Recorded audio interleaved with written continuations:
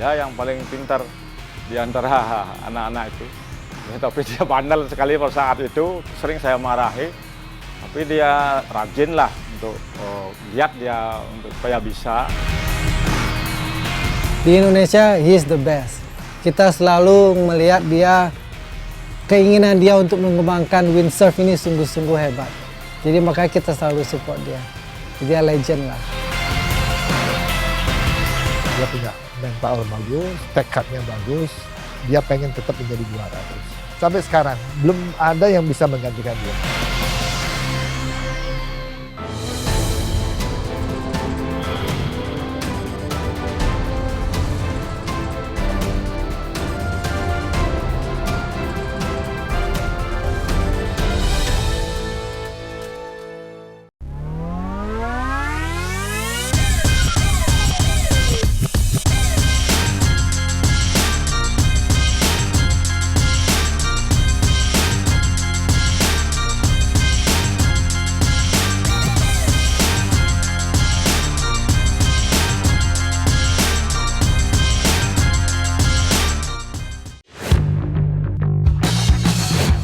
Meski sudah berusia 51 tahun, kepiawaian I Gusti Made Oka Sulaksana di atas papan selancar angin masih sulit untuk ditandingi oleh atlet selancar angin Indonesia manapun. Buktinya, di PON Papua tahun 2021 lalu, Oka masih mampu menyumbangkan medali emas dari cabang olahraga selancar angin bagi kontingen Bali dari nomor RXX Open. Sebagai putra Bali yang lahir dan tumbuh di kawasan Pantai Sanur, sejak kecil Oka memang sudah akrab dengan laut. Perjalanan panjang karir Oka hingga menjadi seorang legenda di dunia selancar angin Indonesia, termasuk perkenalannya dengan olahraga menantang ini, juga berawal dari Pantai Sanur. Kita kan memang anak pesisir ya, orang tua juga nelayan, terus jadi bahkan saya lahir pun di dekat pantai di sini. Otomatis kita berkecimpung di laut terus gitu. Sampai kalau bilang lah di sinilah hidup saya gitu. Dari umur saya mungkin SD ya, waktu itu saya udah surfing, bahkan surfing itu dari umur 7 tahun 8 tahun sudah surfing, dan windsurfing mulai dari umur 12 tahun itu sudah mulai aktif ya windsurfing sampai sekarang gitu. Di era tahun 1980-an, selancar angin merupakan sesuatu hal yang baru di Bali. Saat itu, fasilitas selancar angin juga hanya dimiliki oleh hotel-hotel berbintang di kawasan Sanur. Iketut Weta yang saat itu bekerja di salah satu hotel di kawasan Sanur, termasuk menjadi orang pertama yang mempopulerkan olahraga selancar angin di Bali. Pria yang saat ini sudah berusia 67 tahun ini juga adalah orang pertama yang menjadi pelatih selancar angin bagi Oka Sulaksana, yang juga sekaligus beberapa kali menemaninya ke beberapa kejuaraan di dalam dan luar negeri. Dulu, kendala harga dan keterbatasan peralatan selancar angin membuat Iketut Weta harus memutar otak agar Oka kecil bisa tetap berlatih. Ngakalin dari board itu yang panjang, kita bikin tempat masbutnya itu, terus dibikin bambu untuk tiangnya, bikin dari kayu ini bomnya itu. Belajar. Dia yang paling pintar di antara anak-anak itu. Ya, tapi dia bandel sekali pada saat itu, sering saya marahi. Tapi dia rajin lah untuk giat dia untuk supaya bisa. Pada saat itu kan dia masih kecil, susah untuk mengatasi itu anginnya. Akhirnya ada beberapa pertandingan, lalu dia bisa salib teman-temannya itu. Kita melihat ada orang main surfing tapi pakai layar. Nah itu kita mulai tertarik, kan dia melihat ini anak kecil mungkin dibikinin papan surfing aja bisa gitu. Akhirnya memang benar karena waktu itu umurnya masih SD ya, kelas 4, kelas 5 saya udah mungkin kelas 5 sudah coba papan windsurfing bikinan yang di sini. Itu sangat ya, kalau buat main-main sih masih bagus sekali gitu. Dan ya kita karena kecil kita tidak tahu gitu, apa yang dibikin itu dipatahin dari bambu, terus dari kayu-kayu, terus dibikin sekian rupa itu dan berhasil. Selain dari I Ketutweta, dukungan pada awal-awal karir Oka di dunia selancar angin juga diberikan oleh Ida Bagus Ngurah Wijaya. Ngurah Wijaya adalah orang pertama yang menjadi ketua pengurus daerah Persatuan Olahraga Layar Seluruh Indonesia atau Porlasi Bali pada era tahun 1980-an. Ya, waktu kita mengerjakan kompetisi lokal itu, Oka tuh masih SD lah ya. Dia masih posturnya udah nggak cocok ya, karena dia kecil, layarnya besar dan sebagainya. Tapi dia mampu. Dia mampu dan punya tekad yang besar sekali dia. Saya lihat itu, kita lihat itu Oka itu bahwa ada kemampuan dia untuk melakukan itu. Nah akhirnya kita coba-coba dia kirim ke nasional dan sebagainya, berhasil gitu ya. Nah akhirnya Oka menjadi salah satu atlet yang andalan Bali lah ya. Oka kemudian menjelma tak hanya menjadi atlet selancar angin andalan Bali saja, tapi juga menjadi atlet selancar angin andalan Indonesia. Prestasi demi prestasi pun diraih Oka. Untuk level Pekan Olahraga Nasional, Oka selalu meraih podium tertinggi sejak PON tahun 1993 di Jakarta hingga PON tahun 2021 di Papua. Di ajang SEA Games, Oka juga menunjukkan dominasinya sejak SEA Games 1993 di Singapura hingga SEA Games 2007 di Thailand. Sementara untuk level Asia, Oka berjaya di Asian Games 1998 di Bangkok, Thailand, serta Asian Games 2002 di Busan, Korea Selatan. Bagi Oka, kemenangan di Asian Games 1998 menjadi salah satu kemenangan yang paling berkesan. Sempat dicurangi oleh lawan-lawannya, Oka akhirnya dinyatakan sebagai pemenang lewat keputusan juri.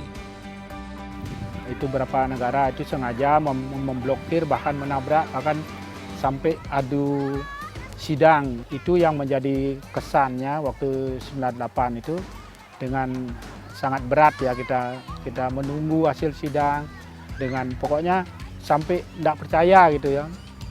Pas mau pengalung medali baru dibilang bahwa kamu menang. Nah itu kan benar-benar tidak nyangka ya, karena kalau kita kalah menangnya kan, kalau seorang atlet kan kepingin sportif dan tahu sebelum naik panggung udah tahu oh saya menang itu. Cuman itu kita nunggu keputusan, jadi yang membuat berat hati waktu itu, saya kalah, saya udah nangis, tahu-tahu akhirnya naik panggung pun nangis senang gitu.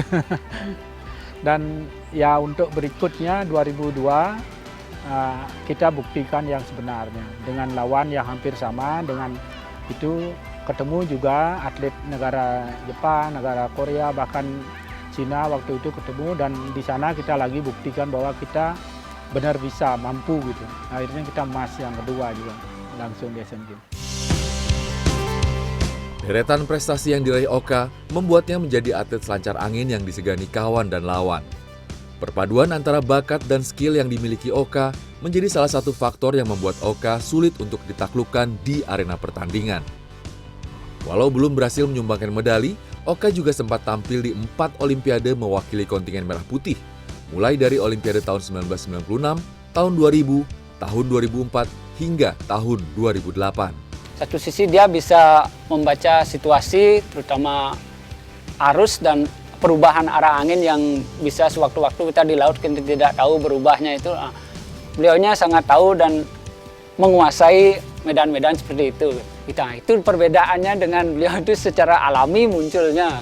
Sementara kita yang ini harus mengikuti tren situasi seperti apa, perkembangan, harus adaptasi alat, pakai ini, pakai itu. Nah beliau itu menguasai alatnya secara alami. Itu yang kita susah dari kita itu untuk mengalahkan beliau. Berkali-kali juga saya bertanding sama Oko. Oko dulu kan ya boleh katakan anak buah saya, masih kecil dia. Dia karena rajin memang hobinya ke sini dia sampai sekarang. Hobinya ke laut. Betul saya juga pelatihnya dia dulu. Akhirnya makin besar kalah saya, bertanding itu kalah. Ya akhir terus kalah. Biar sampai lagi penjualan di sana terus. Nah, cita-cita saya mau jadi atlet windsurfing. Gantiin ayah atau karena ayah atau gimana? Mau gantiin aja.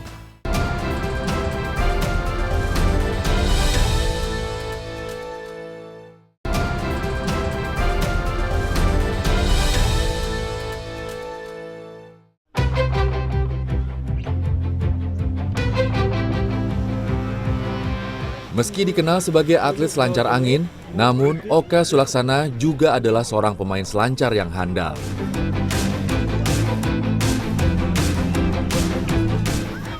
Mengenalkan sekaligus mengajarkan selancar pada anak-anak usia belia di Pantai Sanur adalah salah satu kegiatannya sejak 8 tahun yang lalu hingga saat ini di East Bali Surf and Sail yang ia dirikan bersama 2 rekannya. Ya mungkin kalau di Bali sendiri kan surfing itu paling populer gitu. Jadi kita pasti akan arahkan ke sana dulu sambil dan juga untuk basic olahraga lain itu yang saya lihat itu bagusan memang dari surfing dulu. Surfing dikenal nanti untuk jenjang berikutnya mereka tahu arah ombak, terus arah angin, bahkan untuk keseimbangan lebih cepat belajarnya. Belajar selancar angin? Ya, belajar selancar angin pasti akan mulai dari surfing dulu. Gitu.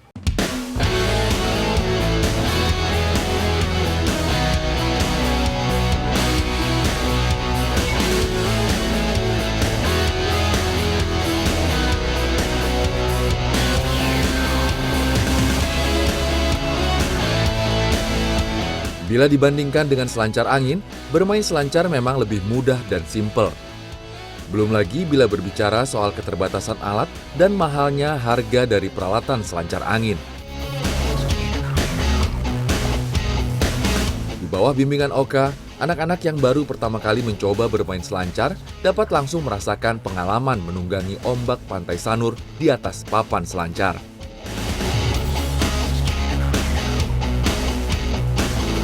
Memang di sini ya, yang di Sanur ini kita semua olahraga air yang kita geluti gitu. Cuman memang benar anak-anak di sini itu memang agak sulit untuk kita arahkan ke windsurfingnya.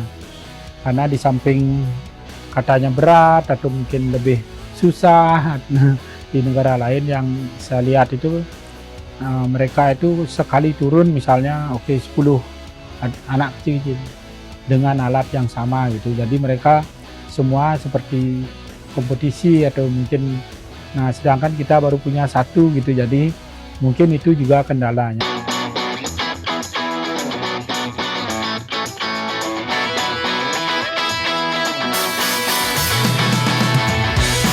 Dengan mengajarkan bermain selancar pada anak-anak di Bali, Oka berharap setidaknya mereka bisa tertarik dan menyenangi dulu olahraga air ini.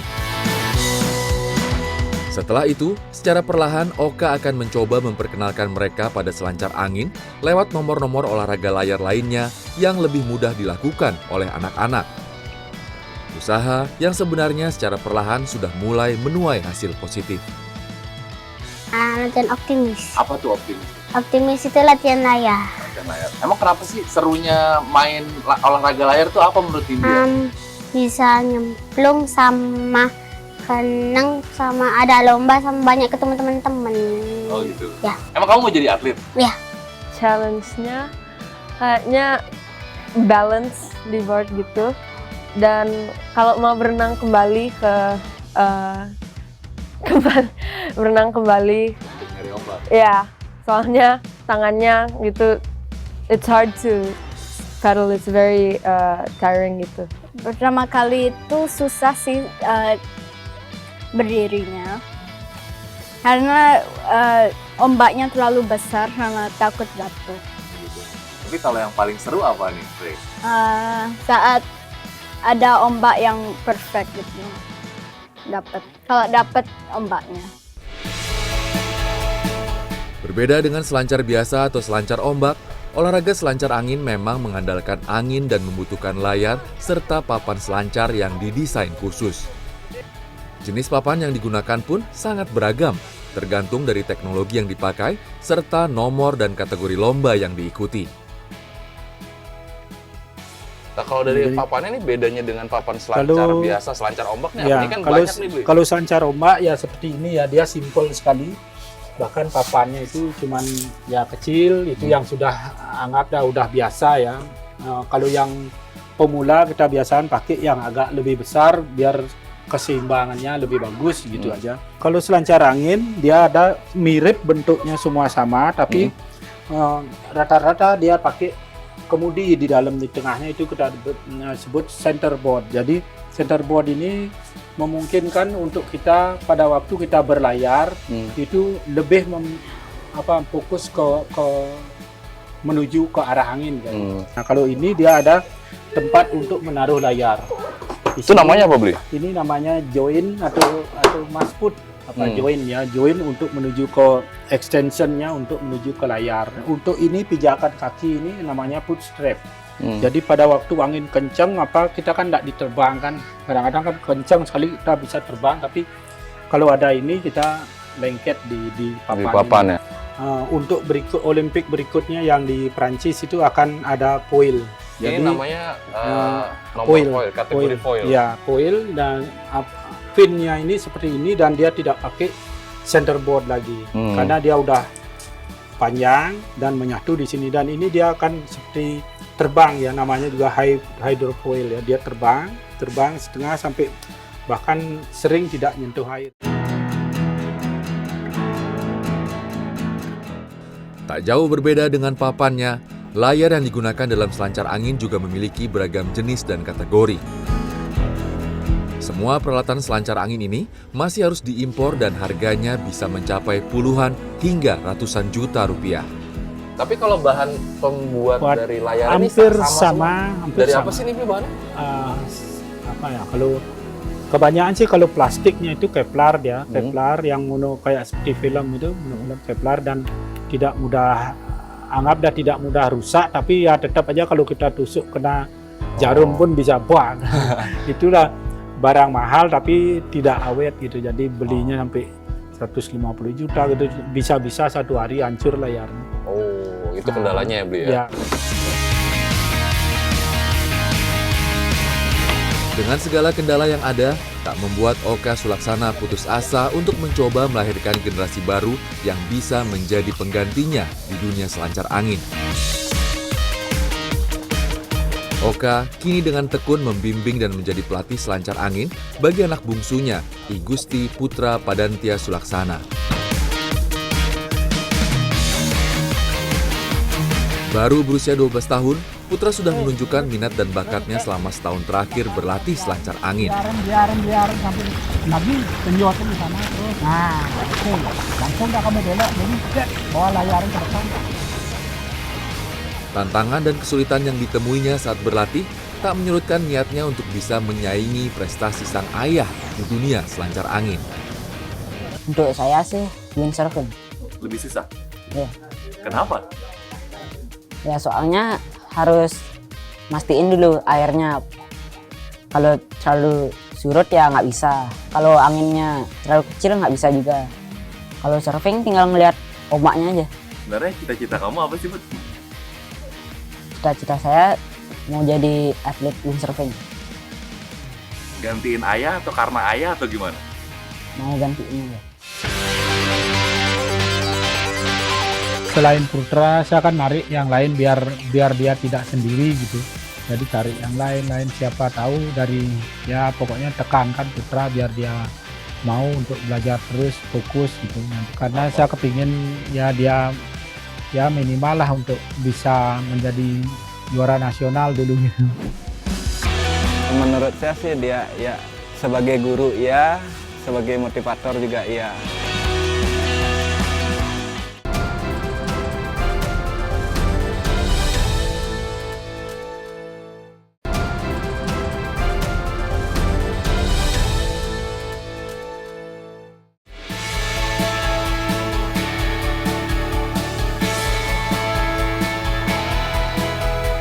Hidup dari Oka Sulaksana memang tidak bisa lepas dari laut. Bila tidak sedang bermain atau mengajar selancar angin, Oka kerap mengisi waktu senggangnya dengan mencari ikan di laut.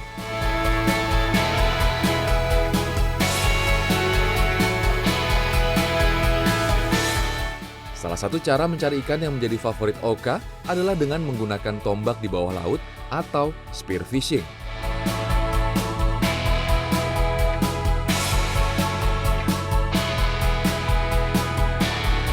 Sebagai anak dari seorang nelayan, sejak masih belia, Oka sudah terbiasa diajak sang ayah untuk mencari ikan di laut. Memang dari dulu ya, memang kalau yang dibilang kita di Sanur ini hampir semua kegiatan di laut itu kita pasti bisa gitu. Jadi salah satu yang bisa mendatangkan misalnya entah nyari ikan itu kan, jadi kita tidak beli, kalau kepingin makan ikan ya cari sendiri. Itu memang dari kecil kita sudah lakuin yang begitu. Kalau mancing sendiri kan memang itu udah biasa ya. Nah kalau yang hobi-hobi kita di sini itu biar lebih menantang itu kita nyelam gitu, ya, free dive itu biasa. Sampai nyari ikan? Iya.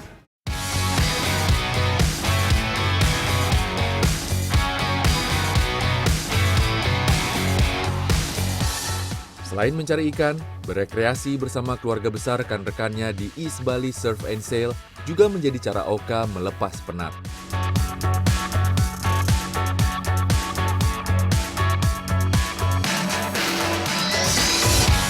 Menikmati keindahan bawah laut di Nusa Penida adalah salah satu kegiatan rutin yang kerap mereka lakukan.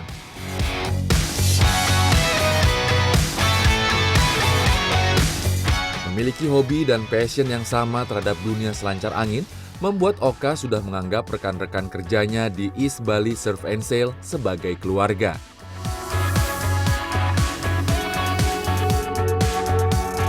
Dan bagi rekan-rekan kerjanya, kecintaan dan dedikasi Oka untuk kemajuan selancar angin di Indonesia adalah hal yang sudah tidak perlu diragukan lagi. Di Indonesia, he is the best. Kita selalu melihat dia, keinginan dia untuk mengembangkan windsurf ini sungguh-sungguh hebat. Jadi makanya kita selalu support dia. Dia bisa mengajarkan anak-anak, memberikan share skill-skill yang dia pakai selama dia olimpiade, ke jurnas, PON.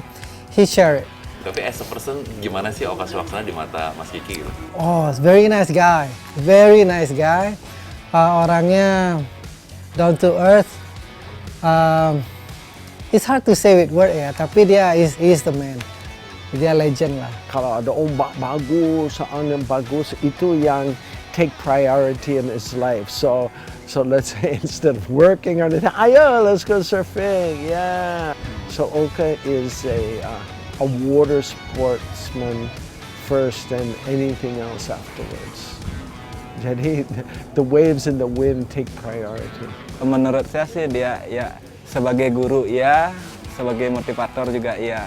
Karena pas saya sampai sini, saya cuma tahu hanya surfing saja. Untuk sailing, windsurfing segala macam tidak tahu. Terus basic mengajar dari beliau ya, saya dikasih tahu sama dia nggak ada kata terlambat. Kita di sini sama-sama belajar. Kamu belajar, saya juga belajar.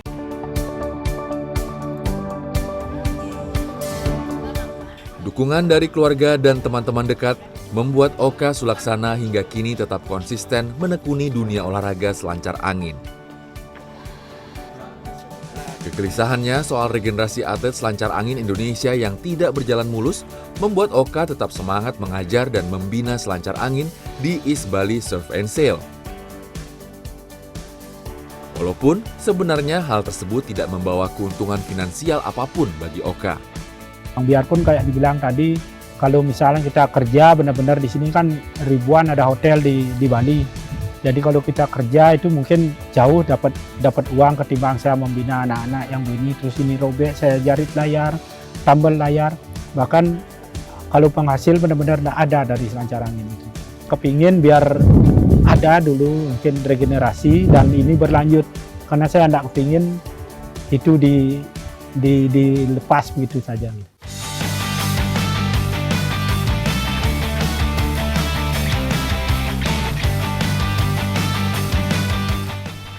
Dalam selancar angin, skill dan teknik adalah hal yang bisa dipelajari.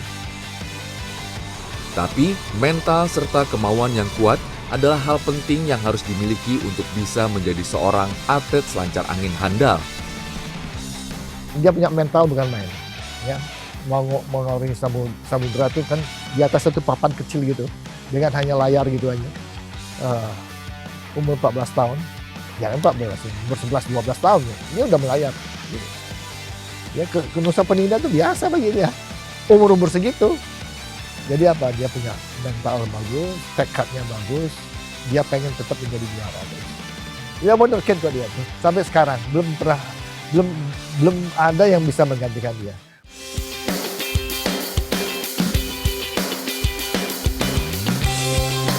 Di usianya yang sudah tidak muda lagi, Oka Sulaksana masih memiliki mimpi bahwa suatu saat nanti di Indonesia akan berdiri sekolah khusus selancar dan selancar angin dengan fasilitas lengkap dan mendapatkan dukungan dana dari pemerintah.